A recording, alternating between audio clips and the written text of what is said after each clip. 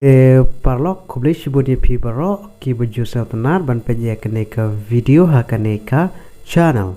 bar menta hakaneka video ngan ai ki jimentip na ki kam lapla da ka National Institute of Technology NIT Meghalaya namta kini ki post jongki field worker te sampai jakaneka video hado ban nakot khnang opinio ya ki detail ba kamnya te parlok worklet mai la ya kaneka video ban share sagi parlok ki jongpi bat kumjuro ban subscribe ya kaneka channel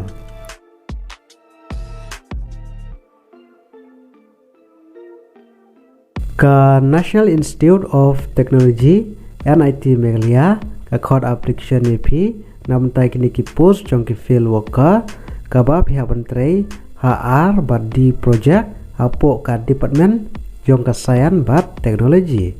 bat cluster ban sumedia ki application form gojong pi kadai hadu ka kharkanai trek Januari arjar arpsau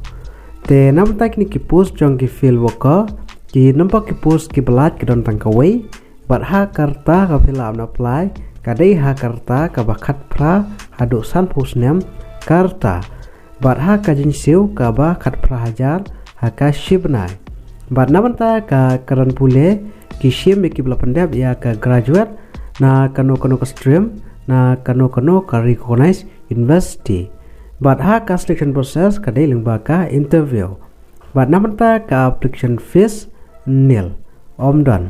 te kumno fill up na apply namanta ka NIT Meghalaya namanta ki post jong ki fill worker job vacancy te parok ada pion kamon bat ka karan pule fill up na apply lengba ka prescribed application form bat pihak ban submit ya ki application form go jongpi lengbau new email pradev kr@nitm.com te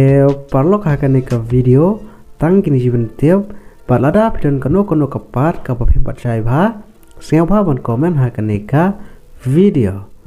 kubleshibon